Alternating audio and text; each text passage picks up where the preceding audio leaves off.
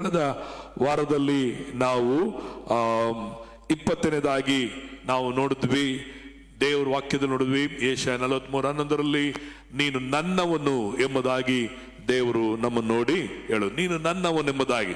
ಈ ಬೆಳಗಿನ ಸಹ ದೇವರ ವಾಕ್ಯದಿಂದ ನಾವು ನೋಡಬೇಕಾದರೆ ಕ್ರಿಸ್ತನಲ್ಲಿ ನಮ್ಮ ಐಡೆಂಟಿಟಿ, ನಮ್ಮ ಗುರುತು, ದೇವರು ಹಳೆಯದನ್ನೆಲ್ಲ ಬದಲಾಯಿಸಿ ದೇವರು ನಮಗೆ ಹೊಸ ಐಡೆಂಟಿಟಿಯನ್ನ, ಗುರುತನ್ನ ನಮಗೆ ನೀಡಿದವನಾಗಿ ಕಾಣಲ್ಪಡ್ತಾನೆ. ಅದಕ್ಕೆ ಬೈಬಿಡುತ್ತದೆ, ಒಬ್ಬನು ಯಾವನಾದರೂ ಕ್ರಿಸ್ತನಲ್ಲಿದ್ದರೆ ಪೂರ್ವ ಸ್ಥಿತಿಗಳೆಲ್ಲ ಹೋಗಿ ಆತನೇನಾಗಿದ್ದನು ನೂತನ ಸೃಷ್ಟಿ. ಹಾಗಾದ್ರೆ ಕ್ರಿಸ್ತನಲ್ಲಿ ನಾವೆಲ್ಲರೂ ನೂತನ ಸೃಷ್ಟಿಯಾಗಿ ದೇವರು ನಮ್ಮನ್ನ ನಿರ್ಮಿಸಿದ್ದಾನೆಂಬುದಾಗಿ ನಾವು ನೋಡುತ್ತೇವೆ.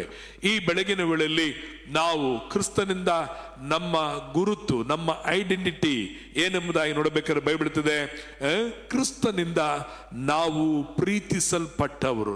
ಸೊ ಲವ್ಡ್ ಬೈ ಕ್ರೈಸ್ಟ್, ಕ್ರಿಸ್ತನಿಂದ ಪ್ರೀತಿಸಲ್ಪಟ್ಟವರು ಎಂಬುದಾಗಿ ನಮ್ಮ ಗುರುತು ಇವತ್ತು ಆಗಿದೆ. ಮೊದಲು ದೇವರಿಗೆ ನಾವು ದ್ವೇಷಿಗಳು, ಶತ್ರುಗಳು, ಅನ್ಯರು ಆಗಿದ್ದಂತ ನಮ್ಮನ್ನ ಈಗ ದೇವರು ಕ್ರಿಸ್ತನಲ್ಲಿ ನಮ್ಮನ್ನ ಏನ್ ಮಾಡಿದ್ದಾನೆ, ಆತನು ಪ್ರೀತಿಸಲ್ಪಟ್ಟ, ವಿ ಆರ್ ಲವ್ಡ್. ದೇವರು ಏನಕ್ಕಾಗಿ ನಮ್ಮನ್ನ ಪ್ರೀತಿ ಮಾಡಿದನು?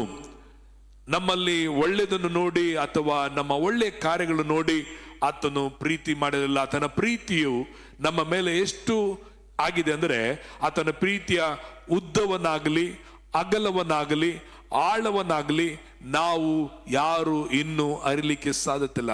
ಇದುವರೆಗೂ ಸಮುದ್ರದ ಆಳವನ್ನೇ, ಅದರ ಅಗಲವನ್ನೇ ಅರಿಯದೆ ಇದ್ದಾಗ ಪ್ರೇರೆ, ನಮ್ಮ ಮೇಲೆ ದೇವರು ಎಷ್ಟಾಗಿ ಪ್ರೀತಿ ಇಟ್ಟಿದ್ದಾನೆ, ನೀವೆಲ್ಲರೂ ಎಷ್ಟು ಪ್ರೀತಿಗೆ ಪಾತ್ರರು ಎಂಬುದನ್ನು ದೇವರ ವಾಕ್ಯದಲ್ಲಿ ನೋಡಬೇಕಾದ್ರೆ ಆತನ ಪ್ರೀತಿಗೆ ಅಳತೆಯೇ ಇಲ್ಲ, ಆತನ ಪ್ರೀತಿಗೆ ಮಿತಿಯೇ ಇಲ್ಲ. ಹಲ್ಲೆಲೂಯ.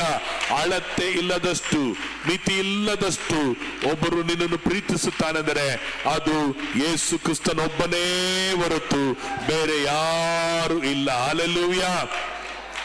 ಈ ಲೋಕದ ಎಲ್ಲಾ ಪ್ರೀತಿಗಳು ಸ್ವಾರ್ಥವುಳ್ಳಂತ ಪ್ರೀತಿ ಉಳ್ಳದಾಗಿದೆ. ಒಬ್ಬ ಗಂಡನು ತನ್ನ ಹೆಂಡತಿಯನ್ನು ಪ್ರೀತಿಸ್ತಾನೆಂದ್ರೆ ತನ್ನ ಹೆಂಡತಿಯಾಗಿರುವುದರಿಂದ ಪ್ರೀತಿಸ್ತಾನೆ. ಒಬ್ಬ ಹೆಂಡತಿ ತನ್ನ ಗಂಡನನ್ನು ಪ್ರೀತಿಸ್ತಾನೆಂದ್ರೆ ತನ್ನ ಗಂಡನಾಗಿರುವುದರಿಂದ ಪ್ರೀತಿಸುವಂತವರಾಗಿರ್ತಾರೆ. ಒಂದು ತಂದೆ ತಾಯಿಗಳು ಮಕ್ಕಳನ್ನ ಪ್ರೀತಿಸ್ತಾರಂದ್ರೆ ಆ ಮಕ್ಕಳ ಅವರು ಸ್ವಂತ ಮಕ್ಕಳಾಗಿರುವುದರಿಂದ ಪ್ರೀತಿಸ್ತಾರೆ.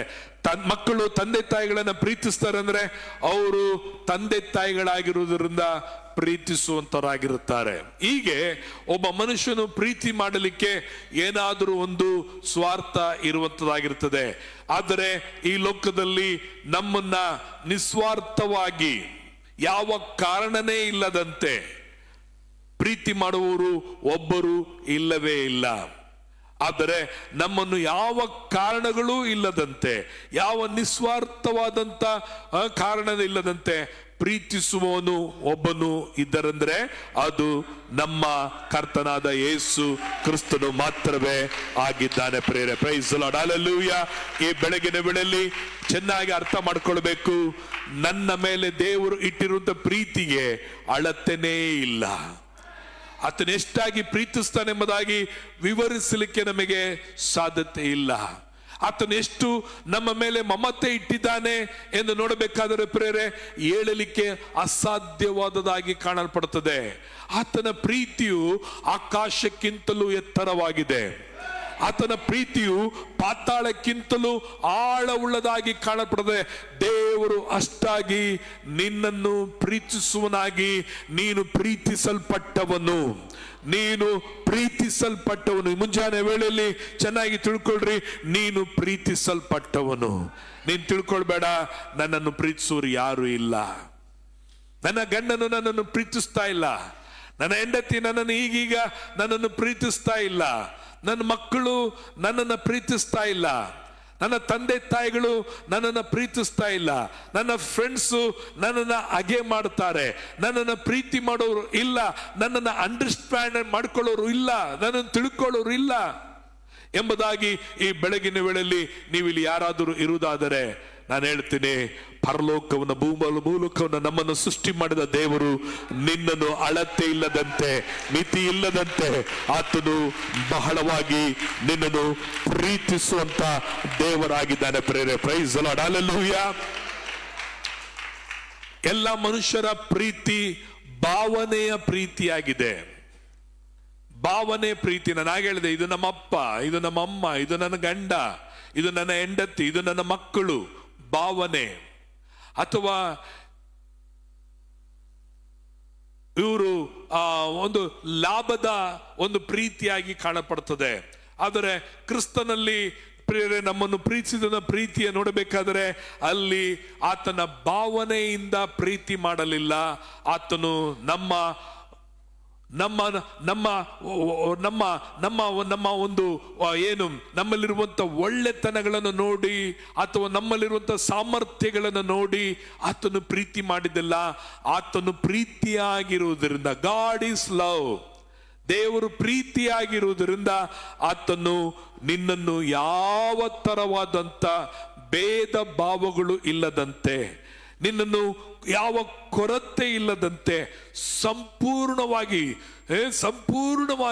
ಆತನು ಪ್ರೀತಿಸುವಂತವನಾಗಿದೆ. ಅದಕ್ಕೆ ದೇವರು ಆದಿಯಿಂದಲೇ ಪ್ರೀತಿ ಸ್ವರೂಪಿಯಾಗಿದ್ದಾನೆ. ದೇವರು ಅಂದ್ರೆ ಏನ್ ಅರ್ಥ ಅಂದ್ರೆ, god is love. Love is god ಅಲ್ಲ, ಪ್ರೀತಿ ಆದದ್ದಲ್ಲ, ದೇವರಲ್ಲ. ದೇವರು ಪ್ರೀತಿಯಾಗಿದ್ದಾನೆ. ಹಲ್ಲೆಲೂಯಾ. ದೇವರೇನಾಗಿದ್ದಾನೆ? ಪ್ರೀತಿಯಾಗಿದ್ದಾನೆ. ಬೆಳ್ಳಿಗಿರೋದಲ್ಲ, ಹಾಲು ಅಲ್ಲ. ಹಾಲು ಮಾತ್ರವೇ ಹಾಲಾಗಿರ್ಲಿಕ್ಕೆ ಸಾಧ್ಯ. ಅದೇ ರೀತಿ ಈ ಲೋಕದ ಪ್ರೀತಿಗಳೆಲ್ಲ ದೇವರಿಗೆ ಸಮಾನನಾಗಲಿಕ್ಕೆ ಸಾಧ್ಯತೆ ಇಲ್ಲ. ದೇವರು ಮಾತ್ರವೇ ಆ ಪ್ರೀತಿಗೆ ಸಮಾನನಾಗಿ ಕಂಡು ಬರುವನಾಗಿದ್ದಾನೆ. ಪ್ರೇರೆ, ಈ ಪ್ರೀತಿ ಒಂದು ನೋಡಬೇಕಾದ್ರೆ ದೇವರ ಪ್ರೀತಿಯಲ್ಲಿ, ಕ್ರಿಸ್ತನ ಪ್ರೀತಿಲಿ ಏನಿದೆ ಎಂಬುದಾಗಿ ನಾವು ನೋಡಬೇಕಾದ್ರೆ ಆತನಲ್ಲಿ ಬಲಿಯಾಗಿ ನಮ್ಮನ್ನು ಪ್ರೀತಿ ಮಾಡಿದ್ದಾನೆ. ಸುಮ್ಮನೆ ದೇವರು ನಮ್ಮನ್ನು ಪ್ರೀತಿ ಮಾಡ್ತೇನೆ, ನಾನು ನಿನ್ನನ್ನು ಪ್ರೀತಿಸ್ತಾ ಇದ್ದೀನಿ, ನೀವು ಪ್ರೀತಿಸಲ್ಪಟ್ಟವರು, ನಾನು ನಿಮ್ಮ ಮೇಲೆ ಬಹಳವಾಗಿ ಪ್ರೀತಿಸ್ಬಿಡ್ತೇನೆ ಎಂಬುದಾಗಿ ಆತನು ಬಾಯಿಯಿಂದ ಹೇಳಲಿಲ್ಲ.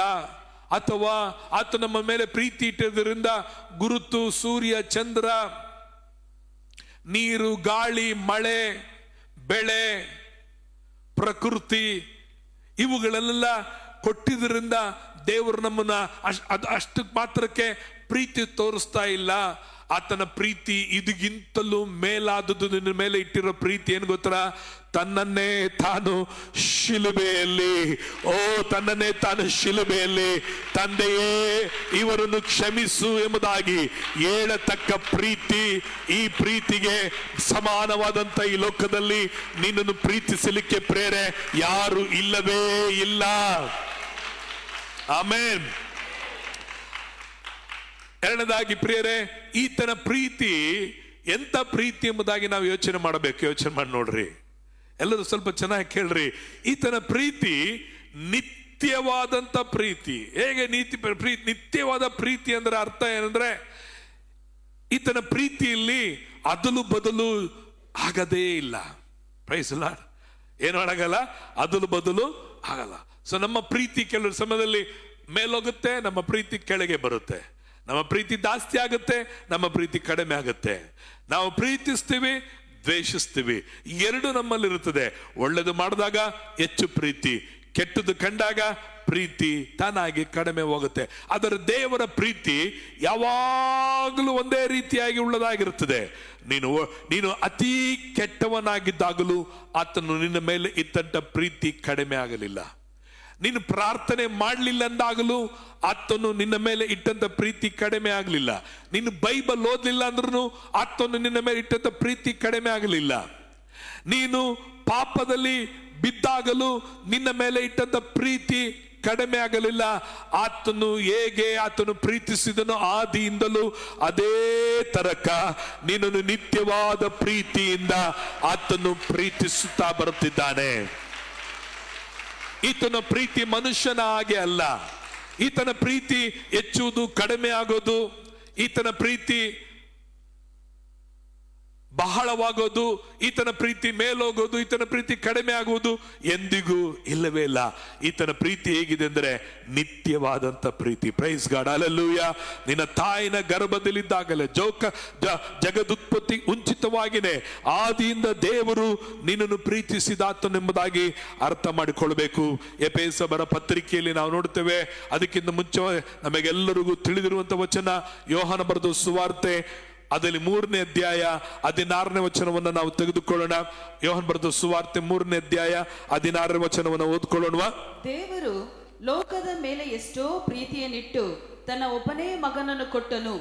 ಆತನನ್ನು ನಂಬುವ ಒಬ್ಬನಾದರೂ ನಾಶವಾಗದೆ ಎಲ್ಲರೂ ನಿತ್ಯ ಜೀವವನ್ನು ಪಡೆಯಬೇಕೆಂದು ಆತನನ್ನು ಕೊಟ್ಟನು. Praise Lord. ದೇವರ ವಾಕ್ಯ ನೋಡುತ್ತೆ. ಗಾಡ್, ದೇವರು ಈ ಲೋಕದ ಮೇಲೆ ಎಷ್ಟೋ ಪ್ರೀತಿಯನ್ನ ಇಟ್ಟನು. ದೇವರು ಈ ಲೋಕದ ಮೇಲೆ ಎಷ್ಟೋ ದ್ವೇಷವನ್ನು ಇಡಲಿಲ್ಲ.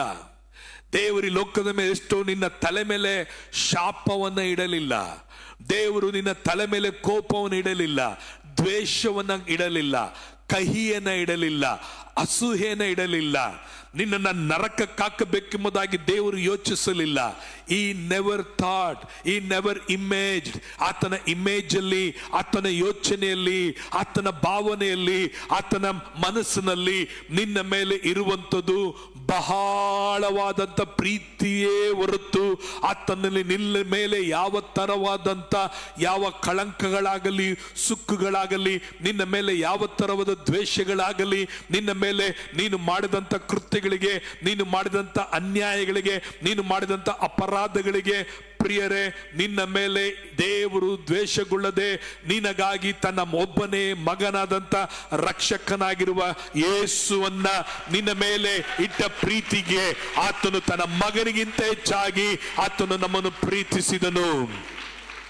ತನ್ನ ಏಕ ಸುತನು, ತನ್ನ ಏಕ ಮಗನು, ಕೋಮಲವಾದವನು, ಯಾವ ಪಾಪವನ್ನು ಅರಿಯದವನು, ಯಾವ ಅಪರಾಧಗಳನ್ನು ತಿಳಿಯದವನು, ತಂದೆಗೆ ವಿರುದ್ಧವಾಗಿ ಎಂದಿಗೂ ಮಾತನಾಡದವನು, ಯೋಚಿಸದವನು, ತಿಳಿಯದವನು, ಅಂತ ಒಂದು ಮುಗ್ಧನಾಗಿರುವಂತ, ಪರಿಶುದ್ಧನಾಗಿರುವಂತ ಯೇಸು ಕ್ರಿಸ್ತನಾಗಿರುವ ತನ್ನ ಮಗನನ್ನ ಅಪವಿತ್ರವಾಗಿರುವಂತ, ಅಶುದ್ಧರಾಗಿರುವಂತ, ಪಾಪಿಗಳಾಗಿದ್ದಂತ, ನಿಷ್ಠುರವಾಗಿದ್ದಂತ, ಶತ್ರುಗಳಾಗಿದ್ದಂತ ದೇವರು ತನ್ನ ಮಗನ ಮೇಲೆ ಇದ್ದ ಪ್ರೀತಿಗಿಂತಲೂ ನಿನ್ನನ್ನು ನನ್ನನ್ನು ಆತನು ಅಷ್ಟಾಗಿ ಪ್ರೀತಿಸಿದಾನೆ. ಅದಕ್ಕೆ ನೀನು ಚೆನ್ನಾಗಿ ತಿಳ್ಕೊಳ್ರಿ, ನಿನ್ನನ್ನು ಪ್ರೀತಿಸುವವನು ಒಬ್ಬನಿದ್ದಾನೆ, ನಿನ್ನನ್ನು ಅತಿಯಾಗಿ ಪ್ರೀತಿಸುವವನಿದ್ದಾನೆ. ನಾವಲ್ಲ ದೇವರನ್ನ ಪ್ರೀತಿಸೋದು. We can not love the god. ನಾವು ದೇವರು ನಮ್ಮಿಂದ ಪ್ರೀತಿ ಮಾಡಕ್ಕಾಗಲ್ಲ. ನಮ್ಮ ಪ್ರೀತಿ ಯಾವಾಗ ಹೆಂಗಾಗತ್ತೆ ಅಂತ ಹೇಳಕ್ಕಾಗಲ್ಲ. ಚೆನ್ನಾಗಿ ಆತ್ಮದಲ್ಲಿ ಬರಿತು, ಚೆನ್ನಾಗಿ ಕೆಳಗೆ ಮೇಲೆ ಜಿಗಿದು ಕಣ್ಣೀರಾಕಿ ಆರಾಧನೆ ಮಾಡ್ಕೊಂಡಿರ್ತೀವಿ. ಏನಾದರೂ ಸ್ವಲ್ಪ ಆಗ್ಬಿಡ್ತಂದ್ರೆ ಆರಾಧನೆ ಇಲ್ಲ, ಸಭೆ ಇಲ್ಲ, ಸೇವೆ ಇಲ್ಲ, ದೇವರಿಗೆ ಯಾವುದನ್ನು ಮಾಡಲ್ಲ. ಗಂಟು ಮುಖ ಹಾಕೊಂಡು ನಾವೇನ್ ಮಾಡ್ತೀವಿ, ನನಗೆ ದೇವ್ರು ಏನ್ ಮಾಡಿದ್ರು, ನನಗೆ ದೇವರಿಂದ ಏನ್ ಲಾಭ ಆಯ್ತು, ಸಭೆಯಿಂದ ನನಗೇನ್ ಲಾಭ ಆಯ್ತು ಅಂತೇಳಿ ನಾವೇನ್ ಮಾಡ್ತೀವಿ, ದೇವರನ್ನ ಮೇಲೆ ಇಟ್ಟಿರೋ ಪ್ರೀತಿ ನಮಗೆ ತಣ್ಣಗಾಗ್ಬಿಡುತ್ತೆ. ಹಾಡಾಡ್ಬೋದು, ಪ್ರೀತಿಸುವೆ ಇನ್ನೂ ಹೆಚ್ಚಾಗಿ, ಆರಾಧಿಸುವೆ ಇನ್ನೂ ದಾಹದೆ ಎಂಬುದಾಗಿ. ಆ ಬಂದು ಭಾನುವಾರ ಅಷ್ಟೇ, ಮತ್ತೆ ಸೋಮವಾರ ಬರೋಷ್ಟರಲ್ಲಿ ಪ್ರೀತಿ ಬೇರೆ ಮೇಲೆ ಹೋಗ್ಬಿಟ್ಟಿರ್ತದೆ. Praise the lord, hallelujah. ಪೂರ್ಣ ಹೃದಯದಿಂದ ನಾನು ನಿನ್ನನ್ನು ಪ್ರೀತಿಸುವೆ. ಬೈಬಲ್ ಹಳೆಯ ಮಡಕೆಯಲ್ಲಿ ಹೇಳ್ತಿತ್ತು, ನಿನ್ನ ದೇವರಾದ ಕರ್ತನನ್ನ ಪೂರ್ಣ ಹೃದಯದಿಂದ, ಪೂರ್ಣ ಬುದ್ಧಿಯಿಂದ, ಪೂರ್ಣ ಶಕ್ತಿಯಿಂದ ಪ್ರೀತಿ ಮಾಡ್ರಿ, ಪ್ರೀತಿಸಿರಿ, ಇದೇ ಆಜ್ಞೆ ಎಂಬುದಾಗಿ ಹೇಳಲ್ಪಟ್ಟಿತ್ತು. ಮನುಷ್ಯರಿಂದ ದೇವರನ್ನ ಪ್ರೀತಿ ಮಾಡಕ್ಕಾಗ್ಲಿಲ್ಲ. ಇವತ್ತು ನೀವು ಹೇಳ್ತೀರಾ, ನಾನು ದೇವರನ್ನ ಪ್ರೀತಿ ಮಾಡ್ತಾ ಇದ್ದೀನಿ ಅಂತೇಳಿ. ಎಷ್ಟು ಪ್ರೀತಿ ಮಾಡ್ತಾ ಇದ್ದೀರಿ? ನಿಮ್ಮ ಪ್ರೀತಿಯ ಗಾತ್ರ ಎಷ್ಟು? ನಮ್ಮ ಪ್ರೀತಿಯ ಗಾತ್ರ ಪ್ರಿಯರೇ ಏರುತ್ತೆ, ಇಳಿಯುತ್ತೆ, ಹೆಚ್ಚುತ್ತೆ, ಕಡಿಮೆ ಆಗುತ್ತೆ. ನಮ್ಮ ಪ್ರೀತಿಯನ್ನ ನಾವೇನ್ ಮಾಡ್ತೀವಿ, ಮನುಷ್ಯರ ಮೇಲೆ, ಪ್ರಾಣಿಗಳ ಮೇಲೆ, ಹಣದ ಮೇಲೆ, ಅಂತಸ್ತು, ಸ್ಥಾನ, ಮಾನಗಳ ಮೇಲೆ, ಗೌರವದ ಮೇಲೆ, ಮರ್ಯಾದೆ ಮೇಲೆ, ನಮ್ಮ ಸ್ಟೇಟಸ್ ಮೇಲೆ, ಮೊಬೈಲ್ ಮೇಲೆ, ವಾಹನಗಳ ಮೇಲೆ, ಎಲ್ಲದಕ್ಕೂ ನಮ್ಮ ಪ್ರೀತಿನ ಹಂಚ್ಬಿಡ್ತೀವಿ. ಆದರೆ ದೇವರು ಮಾತ್ರ ತನ್ನ ಪ್ರೀತಿನ ಒಬ್ಬನೇ ಒಬ್ಬನು ಪೂರ್ಣವಾಗಿ ನಮ್ಮನ್ನು ಆತನು ತನ್ನ ಪ್ರೀತಿಯನ್ನು ನಮಗಾಗಿ ಹಂಚಿಕೊಂಡಿದ್ದಾನೆ. ಆಮೇನ್. ದೇವರಿಗೆ ಭೂಮಿಲಿರುವ ಎಲ್ಲ ಮೃಗ, ಪ್ರಾಣಿ, ಪಕ್ಷಿ ಎಲ್ಲ ಇಷ್ಟ, ಆದರೆ ನೀನಂದ್ರೆ ಆತನಿಗೆ ಬಹಳ ಪ್ರೀತಿ. ಹಲ್ಲೆಲೂಯಾ.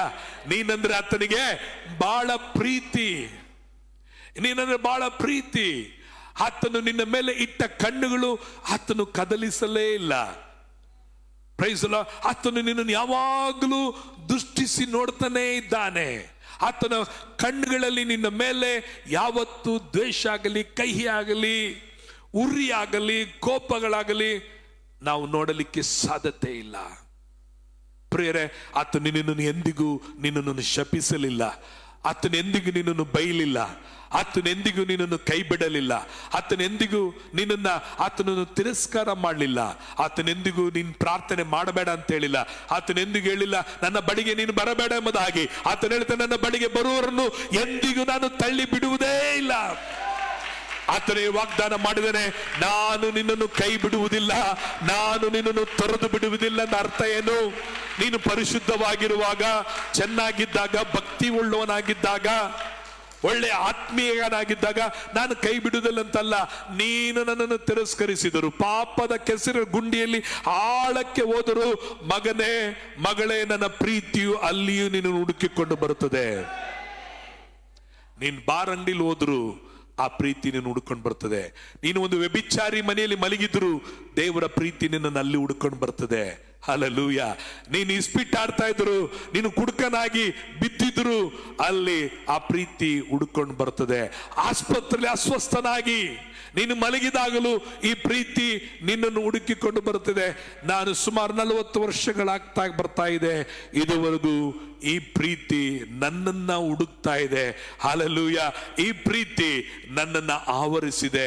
ಅದಕ್ಕಾಗಿ ಈ ಪ್ರೀತಿ ನನ್ನನ್ನ ಕ್ರಿಸ್ತನಲ್ಲಿ ಈ 40 ವರ್ಷಗಳು ನನ್ನನ್ನ ನಿಲ್ಲುವಂತೆ, ಆತನ ಸೇವೆಯನ್ನ ಮಾಡುವಂತೆ, ಆತನ ಪ್ರೀತಿ ಈ 36 ವರ್ಷಗಳು ಈ ಸೇವೆಯನ್ನು ಮಾಡಲಿಕ್ಕೆ ಈ ಪ್ರೀತಿ ನಮ್ಮನ್ನ ಒತ್ತಾಯ ಮಾಡ್ತಾನೇ ಇದೆ, ಒತ್ತಾಯ ಮಾಡ್ತಾ ಇದೆ. ನೀವು ಅನೇಕರು ತಿಳ್ಕೊಳ್ಬಹುದು, ಪಾಸ್ಟ್ಗೆ ಕಾರ್ ಇದೆ, ಪಾಸ್ಟ್ರ್ ಕೋಟ್ ಇದೆ, ಪಾಸ್ಟ್ಗೆ ಅದಿದೆ, ಪಾಸ್ಟ್ಗೆ ಇದಿದೆ ಎಂಬುದಾಗಿ, ನೇಮ್ ಇದೆ, ಫೇಮ್ ಇದೆ ಎಂಬುದಾಗಿ. ಪ್ರೇರೆ, ಈ ನೇಮ್, ಈ ಕಾರು, ಈ ಬಂಗ್ಲೆ, ಈ ಕೋಟು, ಈ ಪ್ರೇರೆ, ನಾನು ಹೇಳ್ತೀನಿ, ಕ್ರಿಸ್ತನ ಪ್ರೀತಿ ಇಲ್ಲದೆ ಹೋದರೆ ಇದು ಕಸಕ್ಕೆ ಸಮಾನವಾದದ್ದು. ಯಾಕೆಂದ್ರೆ ಅನೇಕರು ತಿಳ್ಕೊಂಡಿರುವ ಹಾಗೆ ಕ್ರಿಸ್ತನ ಸೇವೆ ಎಂಬುವಂಥದ್ದು ನೀವು ತಿಳ್ಕೊಂಡ ಹಾಗೆ ಕೋಟು, ಶೂಟು, ಕಾರು ಇದಲ್ಲ ಪ್ರಿಯರೇ. ಇದರ ಒಳಗಡೆ ಹಾದು ಹೋಗುತ್ತಿರುವಂತ ವೇದನೆಗಳು, ನೋವುಗಳು, ಹಿಂಸಾಚಾರಗಳು, ಅನೇಕ ತರವಾದಂತ ತಿರಸ್ಕಾರಗಳು, ಇವುಗಳ ಮಧ್ಯದಲ್ಲಿ ಕ್ರಿಸ್ತನ ಪ್ರೀತಿ ಇದೆಯಲ್ಲ, ಅದು ನಮ್ಮನ್ನ ಒತ್ತಾಯ ಮಾಡ್ತದೆ. ಏನಿಗೆ ಬೇಕು ಸೇವೆ ಎನ್ನುವ ಕಾಲಗಳು ಬರ್ತದೆ. ಯಾಕೆ ಬೇಕು ಸಭೆ ಎಂಬುದಾಗಿ ಬೇಕಾಗಿ ಬರ್ತದೆ.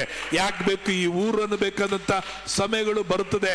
ಆದರೂ ಆ ಕ್ರಿಸ್ತನ ಪ್ರೀತಿ, ಆತನು ಹೇಳುವಾಗ ಆತನ ಪ್ರೀತಿಯು ನಮ್ಮನ್ನ ಒತ್ತಾಯ ಮಾಡುವಂಥದ್ದಾಗಿ ಕಾಣಪಡ್ತದೆ. ಈ ಬೆಳಗಿನ ವೇಳೆಯಲ್ಲಿ ಚೆನ್ನಾಗಿ ತಿಳ್ಕೊಳ್ರಿ, ದೇವರು ನಿನ್ನನ್ನು ಪ್ರೀತಿಸುವನಾಗಿದ್ದಾನೆ. ನೀವು ದೇವರಿಂದ ಪ್ರೀತಿಸಲ್ಪಟ್ಟವರು, ನೀವು ದೇವರಿಂದ ಕರೆಯಲ್ಪಟ್ಟವರು, ಮಾತ್ರ ದೇವರಿಂದ ಪ್ರೀತಿಸಲ್ಪಟ್ಟವರಾಗಿದ್ದೀರಿ. ಎಫೆಸರ ಪತ್ರಿಕೆಯಲ್ಲಿ ನಾವು ನೋಡ್ತೇವೆ 5ನೇ ಅಧ್ಯಾಯ 2ನೇ ವಚನವನ್ನ ಎಲ್ಲರೂ ಗಮನವಿಟ್ಟು ದೇವರ ವಾಕ್ಯದ ಕಡೆಗೆ ನಿಮ್ಮ ಗಮನ ಹರಿಸಿರಿ. ಎಫೆಸರ ಪತ್ರಿಕೆ 5ನೇ ಅಧ್ಯಾಯ 2ನೇ ವಚನವನ್ನ ಓದ್ಕೊಳ್ರಿ. ಕ್ರಿಸ್ತನು ನಿಮ್ಮನ್ನು ಪ್ರೀತಿಸಿ ನಮ್ಮೆಲ್ಲರಿಗೋಸ್ಕರ ತನ್ನನ್ನೇ ದೇವರಿಗೆ ಸುಗಂಧ ವಾಸನೆಯಾದ ಕಾಣಿಕೆಯಾಗಿಯೂ ಯಜ್ಞವಾಗಿಯೂ ಸಮರ್ಪಿಸಿಕೊಂಡ ಪ್ರಕಾರ ನೀವು ಪ್ರೀತಿಯಲ್ಲಿ ನಡೆದುಕೊಳ್ಳಿರಿ. Price the lord. ದೇವರ ನಾಮಕ್ಕೆ ಮಹಿಮೆ ಉಂಟಾಗಲಿ. ಇಲ್ಲಿ ದೇವರ ವಚನದಲ್ಲಿ ನಾವು ನೋಡ್ಬೇಕಾದ್ರೆ ಕ್ರಿಸ್ತನು ನಿಮ್ಮನ್ನು ಪ್ರೀತಿಸಿ, ಬೈಬಲ್ ಹೇಳುತ್ತದೆ, ಕ್ರಿಸ್ತನು ನಿಮ್ಮನ್ನು ದ್ವೇಷಿಸಿದ. ಕ್ರಿಸ್ತನು ನಿಮ್ಮನ್ನು ಕೈ ಬಿಡ್ತಾನೆ, ಕ್ರಿಸ್ತನು ನಿಮ್ಮನ್ನು ಶಪಿಸುತ್ತಾನೆ, ಕ್ರಿಸ್ತನು ನಿಮ್ಮನ್ನು ನಾಶ ಮಾಡುತ್ತಾನೆ, ದೇವರು ನಿಮ್ಮನ್ನ ಹಾಳು ಮಾಡುತ್ತಾನೆ. ಇಲ್ಲ, ಕ್ರಿಸ್ತನು ನಿಮ್ಮನ್ನು ಪ್ರೀತಿಸುತ್ತಾನೆ. God loves you. ದೇವರು ನಿಮ್ಮನ್ನು ಪ್ರೀತಿಸುವ ಇದೇ ಶುಭ ಸಂದೇಶವಾಗಿದೆ. ಹಳೆ ಒಡಂಬಡಿಕೆಯಲ್ಲಿ ನೀವು ದೇವರನ್ನ ಪ್ರೀತಿಸಿರಿ, ನೀವು ದೇವರನ್ನ ಪ್ರೀತಿಸಿರಿ, ಪೂರ್ಣ ಹೃದಯದಿಂದ ಪ್ರೀತಿಸಿರಿ, ಪೂರ್ಣ ಬುದ್ಧಿಯಿಂದ ಪ್ರೀತಿಸಿರಿ, ಪೂರ್ಣ ಶಕ್ತಿಯಿಂದ ಪ್ರೀತಿಸಿರಿ, ಪೂರ್ಣ ಮನದಿಂದ ಪ್ರೀತಿಸಿರಿ. ಇದನ್ನೇ ಹಳೆ ಒಡಂಬಡಿಕೆಯಲ್ಲಿ ಪ್ರಸಂಗ ಮಾಡಲ್ಪಡ್ತು. ಆದರೆ ಹೊಸ ಒಡಂಬಡಿಕೆ ಪ್ರಸಂಗ ಏನಂದ್ರೆ, ನೀವು ದೇವರನ್ನ ಪ್ರೀತಿಸಕ್ಕಾಗಲ್ಲ, ಆದರೆ ದೇವರು ನಿಮ್ಮನ್ನು ಪ್ರೀತಿಸುವನಾಗಿದ್ದಾನೆ. ಇದೇ ಶುಭ ಸಂದೇಶ. ಅದನ್ನೇ ನಾವು ಓದಿದ್ವಿ ಯೋಹಾನ 3:16. ದೇವರು ಈ ಲೋಕದ ಮೇಲೆ ಎಷ್ಟೋ ಪ್ರೀತಿನ ಇಟ್ಟು, ಕ್ರಿಸ್ತನನ್ನು ನೋಡುವಾಗ, ಶಿಲುಬೆಯನ್ನು ನೋಡುವಾಗ ದೇವರು ನಮ್ಮ ಮೇಲೆ ಇಟ್ಟಿರೋ ಪ್ರೀತಿಯನ್ನ ನಾವು ಅದು ತಿಳಿಸಲ್ಪಡುವಂತದ್ದಾಗಿದೆ. ಅದಕ್ಕೋಸ್ಕರ ನಮ್ಮ ಎಲ್ಲರಿಗೋಸ್ಕರ ತನ್ನನ್ನೇ ದೇವರಿಗೆ ಸುಗಂಧ ವಾಸನೆಯಾದ ಕಾಣಿಕೆಯಾಗಿಯೂ ಯಜ್ಞವಾಗಿ ಸಮರ್ಪಿಸಿಕೊಂಡ ಪ್ರಕಾರ ಪ್ರೇರೆ ಆತನ ಪ್ರೀತಿಯಲ್ಲಿ ತನ್ನನ್ನೇ ತಾನು ಏನ್ ಮಾಡೋದಂದ್ರೆ ಆತನು ಯಜ್ಞವಾಗಿ ಅರ್ಪಿಸಿಕೊಂಡ. ಆತನ ಪ್ರೀತಿ ನಮ್ಮ ಮೇಲೆ ಎಷ್ಟಾಗಿತ್ತಂದ್ರೆ ತನ್ನನ್ನೇ ತಾನು ಯಜ್ಞವಾಗಿ ಹೋರಿಗಳ ಬಲಿ, ಕುರಿಗಳ ಬಲಿ, ಪಕ್ಷಿಗಳ ಪ್ರಾಣಿಗಳ ಬಲಿಗಳಿಗಿಂತಲೂ ಆತನ ಬಲಿ ವಿಶೇಷವಾಗಿ ಹೇಳಿದರು, ಈಗೋ ನನ್ನನ್ನೇ ನಾನು ನಿನಗಾಗಿ ಒಪ್ಪಿಸಿಕೊಡುತ್ತೇನೆ, ನನ್ನನ್ನೇ ನಾನು ನಿನಗಾಗಿ ಬಲಿಯಾಗಿ ಸಮರ್ಪಿಸಿಕೊಡುತ್ತೇನೆ. ರೋಮ್ ಸಿಪಾಯಿಗಳು ಯೇಸುವನ್ನ ಬಲಾತ್ಕಾರದಿಂದ ಹಿಡಿದು ಆತನನ್ನು ಶಿಲುಬೆಗೆ ಹಾಕಲಿಲ್ಲ. ಯೇಸುವೆ ಆತನು ಹೇಳ್ತಾನೆ, ಈಗೋ ನಾನಿದ್ದೇನೆ, ಯಾರನ್ನು ಹುಡುಕುತ್ತೀರಿ? ನಜರೇತಿನ ಯೇಸುವನ್ನು ಹುಡುಕುತ್ತೀರಿ ಅಂತ ಹೇಳಿದಾಗ ಯೇಸು ಹೇಳಿದ್ರು, ಈಗೋ ನಾನಿದ್ದೇನೆ ಅಂದೇಳಿ ಯೇಸುವೆ ತನ್ನನ್ನು ತಾನು ಒಪ್ಪಿಸಿಕೊಟ್ಟನು. ಆಗ ಯೇಸುವನ್ನ ಶಿಲುಬೆಗೆ ಹಾಕಿದಾಗಲೂ ಸಹ ಅವರು ಶಿಲುಬೆಯಲ್ಲಿ ಯೇಸುವನ್ನ ಕೊಲ್ಲಲಿಲ್ಲ. ಯೇಸು ಹೇಳ್ತಾರೆ, ನನ್ನ ಪ್ರಾಣವನ್ನ ಕೊಡುತ್ತೇನೆ. ಹಲ್ಲೆಲೂಯ. ಆತನಿಗೆ ಪ್ರೇರೆ ತಾನಾಗಿನೇ ಸ್ವಂತ ಚಿತ್ತದಿಂದ, ಸೆಲ್ಫ್ ವಿಲ್ಲಿನಿಂದ, ತನ್ನ ಸ್ವಯ ಚಿತ್ತದಿಂದ ತನ್ನ ಪ್ರಾಣವನ್ನು ನಿನಗಾಗಿ ಆತನು ಕೊಟ್ಟವನಾಗಿದ್ದಾನೆ. ಯಜ್ಞವಾಗಿ ಬಲಿಯಾಗಿ ಆತನು ಸಮರ್ಪಿಸಿ ಕೊಟ್ಟಿದ್ದಾನೆ. ಪ್ರೇರೆ ಮೊದಲಾಗಿ ನಾವು ನೋಡ್ಬೇಕಾದ್ರೆ ನಾವು ನೋಡುತ್ತೇವೆ ಆತನು ನಮ್ಮನ್ನು ಪ್ರೀತಿಸಿದನೆಂಬುದಾಗಿ. ಈಗ ನಾವು ನೋಡ್ಬೇಕಾದ್ರೆ ಪ್ರೀತಿಗೆ ನೋಡ್ಬೇಕಾದ್ರೆ ಯಾವ ವಿಧವಾದಂತ ಷರತ್ತುಗಳು ಇಲ್ಲದಂತ ಆತನು ನಮ್ಮನ್ನ ಪ್ರೀತಿಸಿದ್ದಾನೆ. Unconditional love. ಸೇವೆಗೆ ಅವರು ಬರ್ಕೊಳ್ರಿ, ನೋಡ್ಕೊಂಡ್ರೆ ಏನು ಅರ್ಥ ಆಗಲ್ಲ. 4 ಜನಕ್ಕೆ ಹೇಳಕ್ಕೆ ಪ್ರಸಂಗ ಮಾಡಕ್ಕೆ ಚೆನ್ನಾಗಿರುತ್ತೆ. ಇಲ್ಲೊಂದು ಹೇಳೋದು, ನೀವೊಂದು ಹೇಳೋದು, ಆ ರೀತಿಯಾಗಿರ್ಬೇಡ್ರಿ. Praise God. ಸೊ ದಯವಿಟ್ಟು ಬರುವಾಗ ಪೆನ್ನು ಪೇಪರ್ ತಗೊಂಬನ್ರಿ. ದೊಡ್ಡ ವಿದ್ಯಾವಂತರುಗಳ ತರ, ದೊಡ್ಡ ಜ್ಞಾನಿಗಳ ತರ ನಾವೆಷ್ಟೇ ಜ್ಞಾನಿಗಳಾಗಿದ್ರು ನೀವು ಬರ್ಕೊಳ್ಳೋದ್ರೆ, ಅರ್ಥ ಮಾಡ್ಕೊಳ್ಳೋದ್ರೆ ಏನು ಪ್ರಯೋಜನ ಇರಲ್ಲ. Praise God.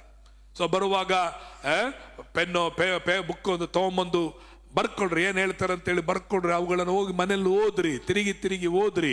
ನಿಮ್ಮ ಮಕ್ಕಳಿಗೆ ಹೇಳ್ರಿ, ಟೈಮ್ ತಗೊಂಡು ನಿಮ್ಮ ಮಕ್ಕಳಿಗೆ ಸ್ಪೆಂಡ್ ಮಾಡಿ ಹೇಳ್ರಿ. ನಿಮ್ಮ ಮನೆಯವರಿಗೆ ಹೇಳ್ರಿ, ನಿಮ್ಮ ತಂದೆ ತಾಯಿಗಳಿಗೆ ಹೇಳ್ರಿ, ನಿಮ್ಮ ಗಂಡಂದರಿಗೆ ಹೇಳ್ರಿ, ನಿಮ್ಮ ಹೆಂಡತಿಗೆ ಹೇಳ್ರಿ.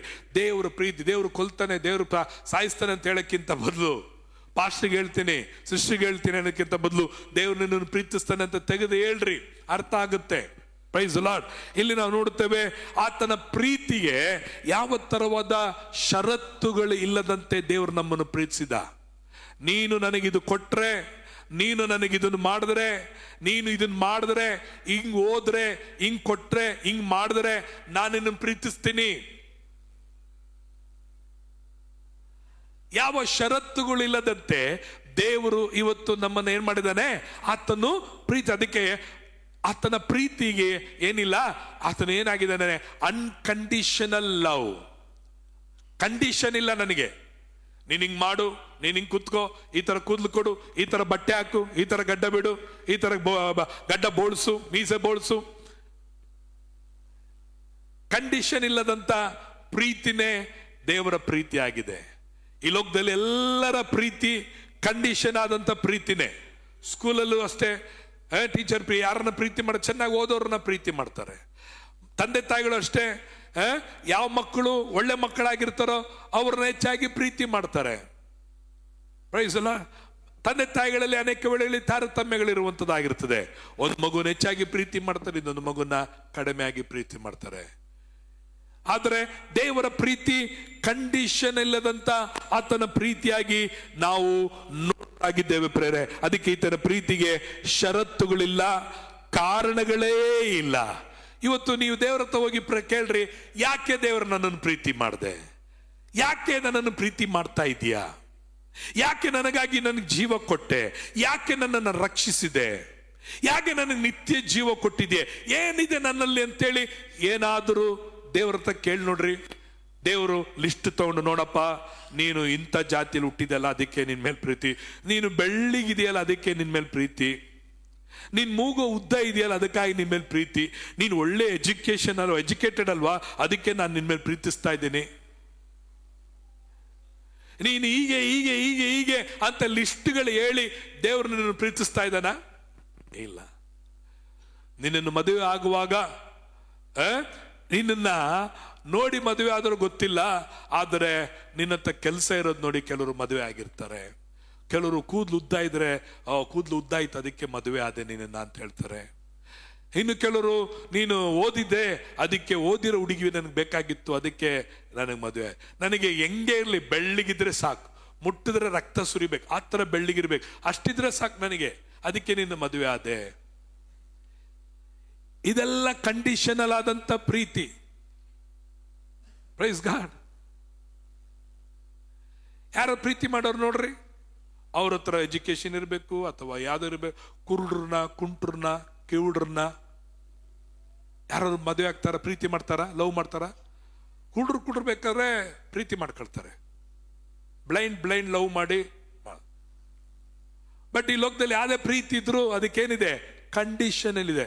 ನೋಡು, ನಾನು ಮದುವೆ ಆಗ್ತೀನಿ ಆದರೆ ಇದು ಮದುವೆ ಆಗ್ಬೇಕು, ಆದರೆ ಡೌರಿ ಕೊಡ್ತೀಯಾ? ಮದುವೆ ಆಗ್ತೀನಿ. ಮದುವೆ ಆಗ್ತೀನಿ, ಈ ತರ ವಾಚ್ ಕೊಡ್ತೀಯಾ, ಚೈನ್ ಕೊಡ್ತೀಯಾ? ಮದುವೆ ಆಗ್ತೀನಿ. ಇಲ್ಲ ಅಂದ್ರೆ ನೋ ಮ್ಯಾರೇಜ್, ಮ್ಯಾರೇಜೇ ಬೇಡ ಅಂತಾರೆ. ಆಮೇಲೆ ಕೆಲಸ ಇರುವಂತ ಹುಡುಗಿನೇ ಮದುವೆ ಆಗ್ಬೇಕಂತ. ಎಂತ ಹುಡುಗಿ ಇವಾಗ? ಕೆಲ್ಸಕ್ಕೆ ಹೋಗುವಂತ ಹುಡುಗಿನೇ, ವಯಸ್ಸಾದ್ರೂ ಪರವಾಗಿಲ್ಲ, ಕೆಲ್ಸಕ್ಕೆ ಹೋಗೋಂಥ ಹುಡುಗಿನೇ ಬೇಕು, ಗೌರ್ಮೆಂಟ್ ಅಫಿಷಿಯಲೇ ಬೇಕು. ಇದು ಯಾವ ಪ್ರೀತಿ? ಇದು ಕಂಡೀಷನಲ್ ಲವ್. ಹಲ್ಲೆಲೂಯಾ. ಒಬ್ಬ ಇದ್ದ, ಮದುವೆ ಆಗ್ಬೇಕು, ಆ ಕಣ್ಣು ಬೆಕ್ಕಣ್ಣಿರ್ ಬಿಳಿ ಇರಬೇಕು, ಬಿಳಿ ಕಣ್ಣು ಹೆಂಡತಿ ಸಿಗ್ಬೇಕು ಅಂತ. ಕಂಡೀಷನಲ್, ಎಲ್ಲ ಕಂಡೀಷನ್ ನೋಡ್ರಿ. ನಾವು ಏನೇ ಮಾಡಿದ್ರು ಒಂದು ಕಂಡೀಷನ್ ಇದೆ. ಕೆಲ್ಸಕ್ಕೆ ಹೋದ್ರು ಒಂದು ಕಂಡೀಷನ್, ಸಂಬಳ ಎಷ್ಟು ಕೊಡ್ತೀರಾ? ಅವನು ಅಷ್ಟೇ, ಇಷ್ಟು ಕೊಡ್ತೀನಿ ಮಾಡ್ತೀಯಾ? ಎಲ್ಲ ಕಂಡೀಷನಲ್. ದೇವರು ಮಾತ್ರ ನಮಗೆ ಯಾವ ಕಂಡೀಷನ್ ಹಾಕಿಲ್ಲ. Hallelujah, amen. ಅದಕ್ಕೆ ನೀವು ಹೋಗಿ ನಿಮ್ಮ ಮನೆಗಳಲ್ಲಿ ಪೆನ್ನು ಪೇಪರ್ ತಗೊಂಡು ಕೂತ್ಕೊಂಡು ಪ್ರಾರ್ಥನೆ ಮಾಡಲಿ. ಹೇಳ್ರಿ, ದೇವ್ರೆ ಯಾಕೆ ನನ್ನನ್ನು ಪ್ರೀತಿ ಮಾಡಿ, ಏನ್ ನೋಡಿ ನನ್ನ ಪ್ರೀತಿ ಮಾಡಿದೆ, ಏನ್ ಕಂಡು ನನ್ನನ್ನು ಪ್ರೀತಿ ಮಾಡಿದೆ, ಏನಂತ ನನ್ನನ್ನು ಪ್ರೀತಿ ಮಾಡಿದೆ, ತಿಳಿದು ಪ್ರೀತಿ ಮಾಡಿದೆ ನನ್ನ ಬಗ್ಗೆ ಅಥವಾ ತಿಳಿದೇ ಪ್ರೀತಿ ಮಾಡ್ಬಿಟ್ಟ ಅಂತ ಏನಂತೇಳಿ ನನ್ನ ನೋಡಿ ನನ್ನನ್ನು ಆರಿಸ್ಕೊಂಡೆ, ನನ್ನನ್ನು ಪ್ರೀತಿ ಮಾಡದಂತೆ 1, 2, 3 ಅಂತ ಬರೀರಿ ನೋಡೋಣ. ನಾನು ಇದುವರೆಗೂ ನನ್ನ ಜೀವನದಲ್ಲಿ ಯಾಕೆ ನನ್ನನ್ನು ದೇವರು ಪ್ರೀತಿ ಮಾಡಿದ್ರು, ಯಾಕೆ ದೇವ್ರು ನನ್ನನ್ನು ಸೇವೆಗೆ ಕರೆದ್ರು ಅಂತ ಇದುವರೆಗೂ ನನಗೆ ಅಂಡರ್ಸ್ಟ್ಯಾಂಡ್ ಆಗ್ತಾ ಇಲ್ಲ. ಈ ಅಲ್ಪ ಬುದ್ಧಿಗೆ ಸಾಲದು. ಹಳೇ ಒಂದು ಹಾಡಾಡ್ತಿದ್ವಿ, ನಿನ್ ಪ್ರೀತಿ ಎಷ್ಟೋ ಅಪಾರವಾದದ್ದು, ಈ ಅಲ್ಪ ಬುದ್ಧಿಗೆ ಸಾಲದು. ಗೊತ್ತಾ? ಗೊತ್ತಿಲ್ಲ. ಹಲ್ಲೆಲೂಯಾ. ಹಳೆ ಹಾಡು. ನಾವು ಸಭೆಗೆ ಸ್ಟಾರ್ಟಿಂಗ್ ಅಲ್ಲಿ ನಾವು 80s 80 ಇಸ್ವಿಲಿ ಹೋಗುವಾಗ ನಮ್ಮ ಚರ್ಚಲ್ಲಿ, ಅದು ತಮಿಳ್ ಚರ್ಚು, ಆದ್ರೆ ಒಂದೇ ಒಂದು ಹಾಡು ಆಡ್ತಾ ಇದ್ರು, ನಿನ್ ಪ್ರೀತಿ ಎಷ್ಟು ಅಪಾರವೇ, ವರ್ಣಿಸ ಲಸದಳವಾಗಿದೆ, ಈ ಅಲ್ಪ ಬುದ್ಧಿ ಸಾಲದು. ದೇವರ ಪ್ರೀತಿ ಎಷ್ಟು ದೊಡ್ಡದು, ಅದು ವರ್ಣಿಸಕ್ಕಾಗದಿರುವಂಥದ್ದು. ಈ ಅಲ್ಪ ಬುದ್ಧಿಗೆ ನಾವು ಲೆಕ್ಕ ಹಾಕಿದ್ರು ನಾವೇನ್ ಮಾಡಕ್ಕಾಗಲ್ಲ. ಈ ಕಾರಣದಿಂದ ನನ್ನನ್ನು ಪ್ರೀತಿ ಮಾಡದ ಅಂತೇಳಿ ಯಾರಾದ್ರೂ ಇದ್ದೀರಾ? ಯಾರಾದ್ರೂ ಹೇಳಕ್ಕಾಗುತ್ತಾ?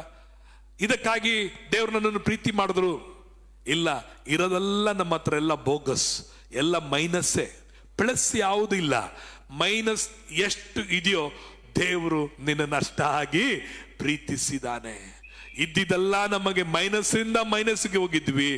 ದೇವರ ಪ್ರೀತಿ ನಮ್ಮನ್ನ ಏನ್ ಮಾಡ್ತು? ಹುಡುಕಿ ತಗ್ಗಿಸಿ ಈ ಲೋಕಕ್ಕೆ ಇಳಿದು ಬಂತು. ಹಲ್ಲೆಲೂಯಾ. ನಾವು ಹತ್ತಿ ಹೋಗಿ ಆತನು ಪ್ರೀತಿ ಮಾಡಲಿಲ್ಲ, ಆತನು ಇಳಿದು ಬಂದು ನಮ್ಮನ್ನ ಪ್ರೀತಿ ಮಾಡಿದನು. ಅದಕ್ಕೆ ಪ್ರಿಯರೇ, ಆತನ ಪ್ರೀತಿಗೆ ಷರತ್ತು ಇಲ್ಲ.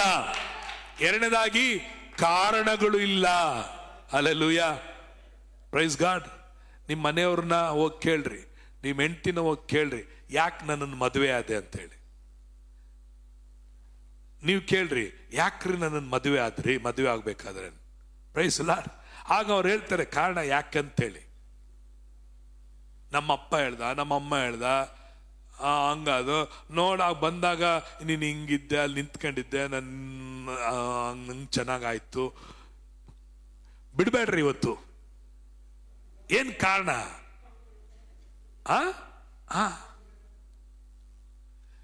ಪ್ರೈಸ್ ಅಲ್ಲ.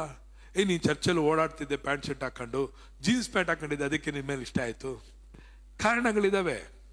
ಪ್ರೈಸ್ ಅಲ್ಲ. ಆದರೆ ಪ್ರೇಯರ್ ಇವತ್ತು ನಮ್ಮ ಮೇಲೆ ಕಾರಣನೇ ಇಲ್ಲ. ಹಲ್ಲೆಲೂಯಾ. ಸೊ ದೇವರ ಪ್ರೀತಿ ಷರತ್ತಿಲ್ಲ. ಎರಡನೇದಾಗ ಏನಿಲ್ಲ, ಏನ ಕಾರಣ ಇದೆಯಾ? ತಲೆಯಲ್ಲಿ ಕೂದಲಿನಿಂದ ದೇವರು ನಮ್ಮನ್ನು ಪ್ರೀತಿಸ್ತಾನೆ. ಇವತ್ತು ಹುಡುಗಿ ಕೊಡಲ್ಲ, ತಲೆ ಕೂದಲಿಂದ ಅವ್ನು ಬೋರ್ಡ್ ತಲೆ ಆಗಿದ್ದಾನೆ, ಅವನ್ನ ಯಾರು ನಾನು ಮದುವೆ ಆಗಲ್ಲ.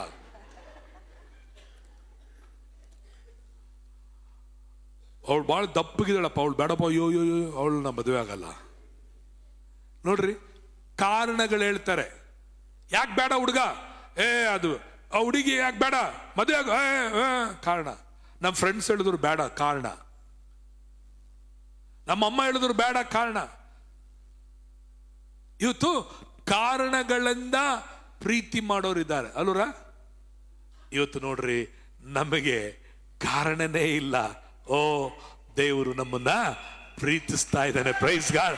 ನಮ್ಮ ಕಾರಣಗಳೆಲ್ಲ ಮೈನಸ್.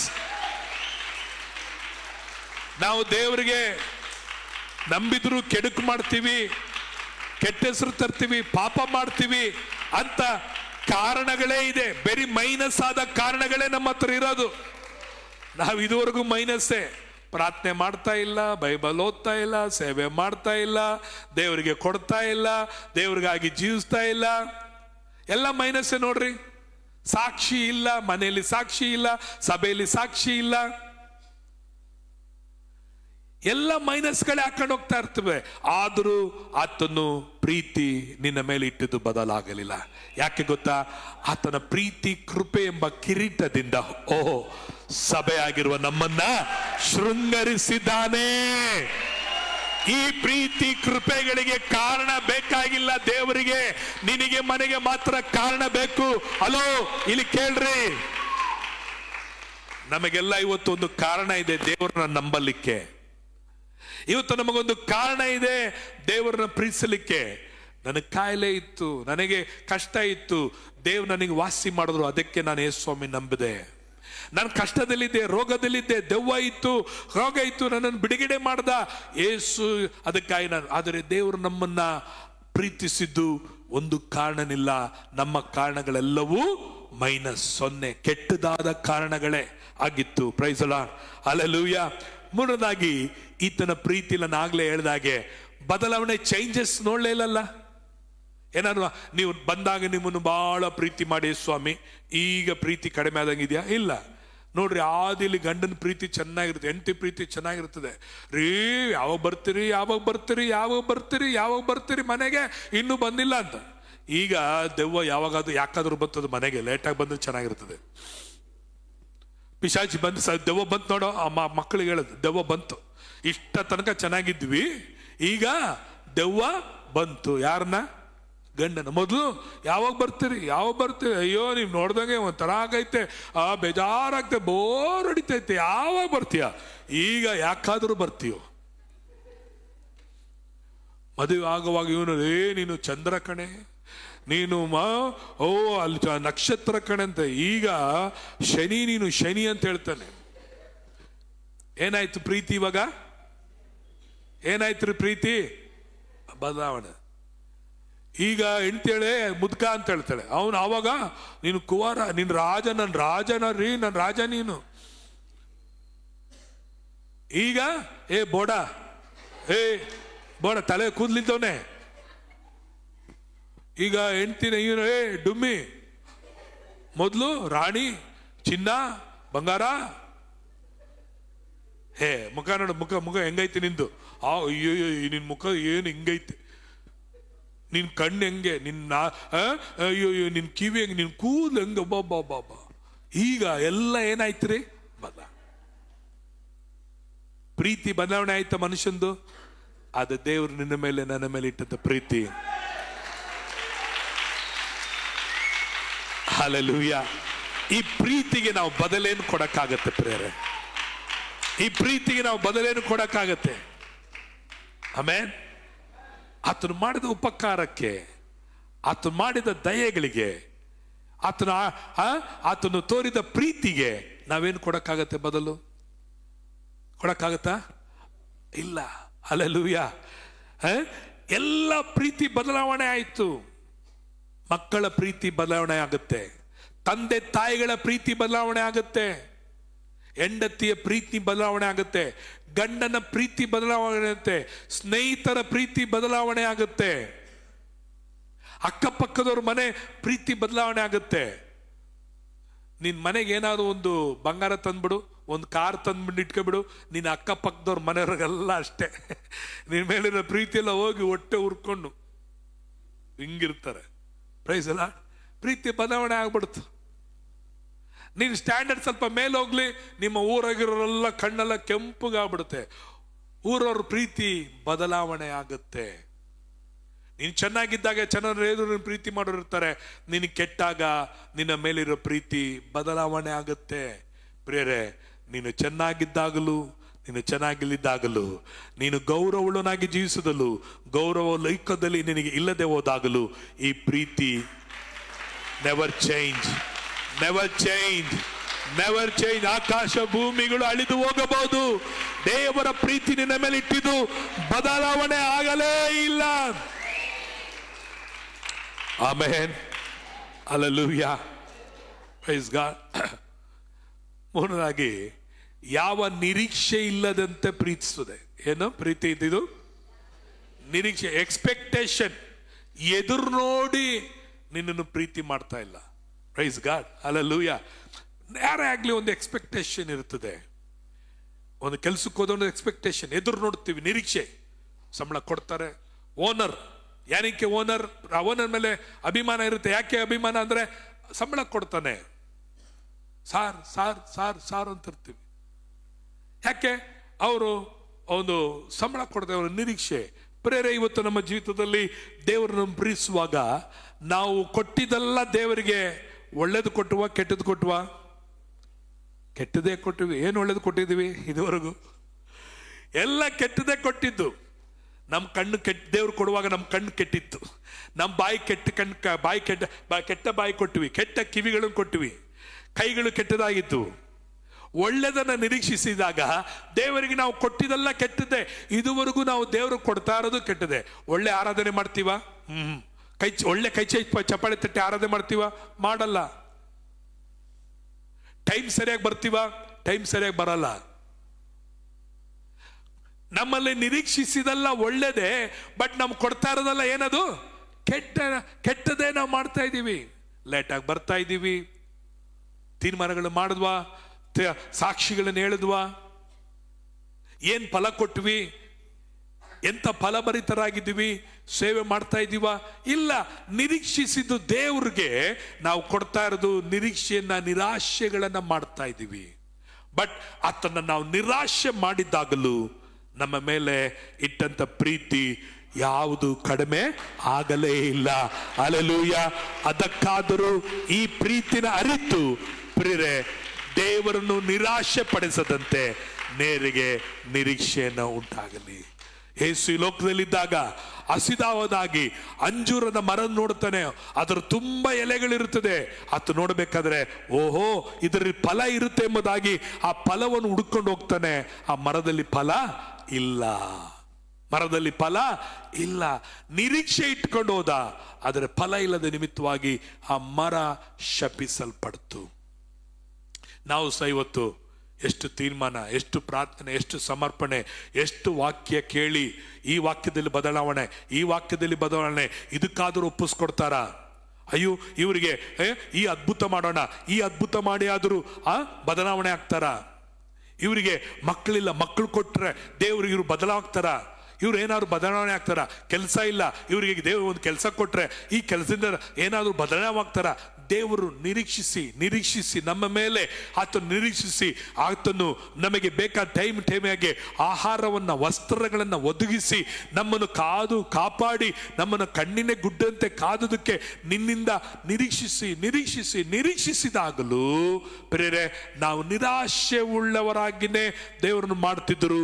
ನಮ್ಮ ನಿರಾಶೆಗೆ ತಕ್ಕಂತೆ ನಮ್ಮನ್ನು ದ್ವೇಷಿಸದೆ ಆತನು ಪ್ರೇರೆ ನಮ್ಮನ್ನು ನಮ್ಮ ನಿರಾಶೆಯಲ್ಲೂ ದೇವರನ್ನ ನಾವು ನಿರಾಶೆ ಮಾಡಿದಾಗಲೂ ನಮ್ಮನ್ನ ದೇವರು ಪ್ರೀತಿ ಮಾಡಿದ್ದು ಕಡಿಮೆ ಆಗಲೇ ಇಲ್ಲ. Amen, hallelujah. ಅದಕ್ಕೆ ಬೈಬಲ್ ಹೇಳ್ತದೆ, ರೋಮಪುರ ಪತ್ರಿಕೆ 5ನೇ ಅಧ್ಯಾಯ 8ನೇ ವಚನವನ್ನ ಓದಿಕೊಳ್ಳ್ರಿ.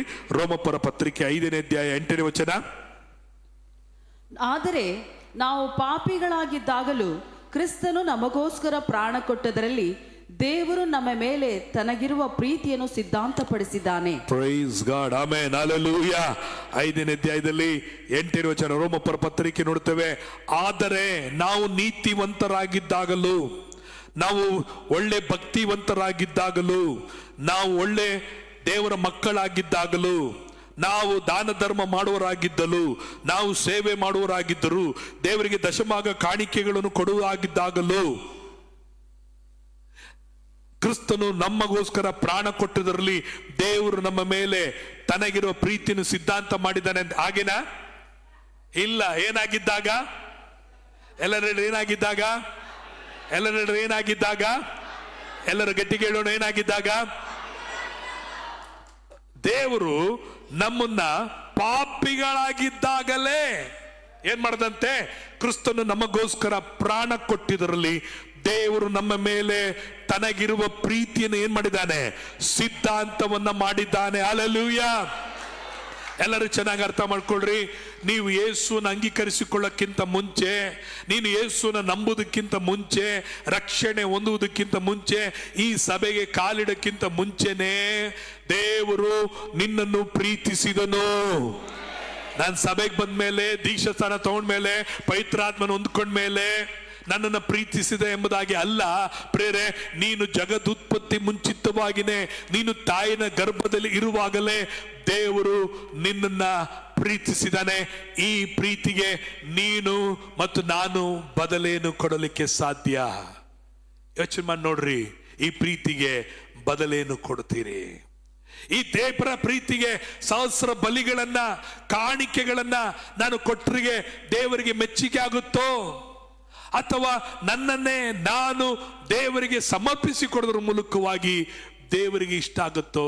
ಬೈಬಲ್ ಹೇಳುತ್ತದೆ, ಈ ಪ್ರೀತಿಗೆ ನಿಮ್ಮ ದೇಹಗಳನ್ನ ದೇವರಿಗೆ ಸಜೀವ ಬಲಿಯಾಗಿ ಅರ್ಪಿಸಿಕೊಡ್ರಿ. ಅದೇ ವಿವೇಕಪೂರ್ವಕವಾದಂತ ಆರಾಧನೆ, ದೇವರಿಗೆ ಮೆಚ್ಚುಗೆ ಆದದ್ದು.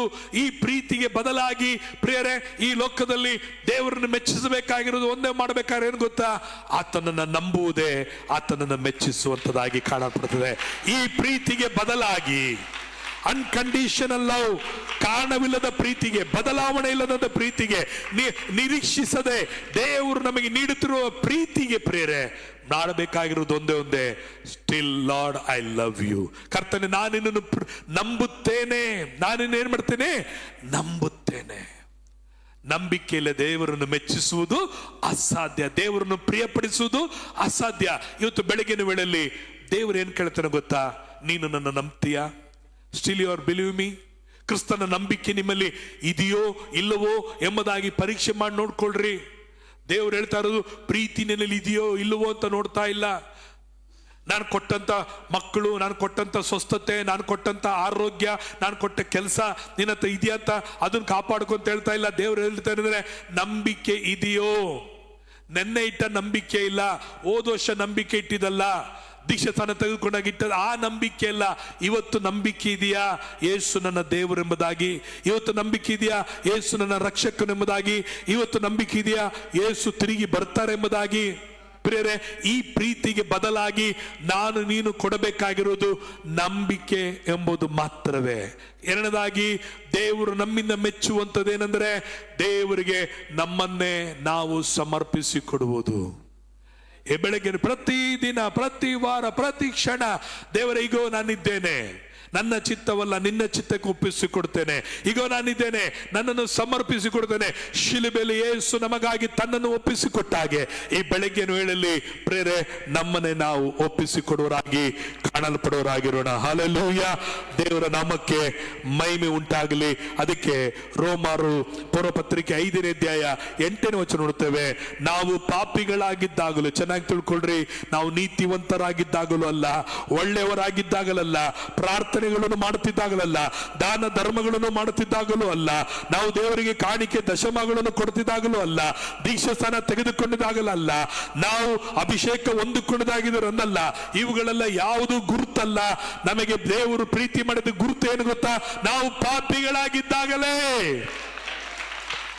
Hallelujah. Amen. When we are still sinners, ನಾವು ಪಾಪಿಗಳಾಗಿದ್ದಾಗಲೇ ದೇವರನ್ನು ಪ್ರೀತಿ ಮಾಡಿದನಂದ್ರೆ ಇವತ್ತು ನಾವೆಲ್ಲರೂ ನೀತಿವಂತರು.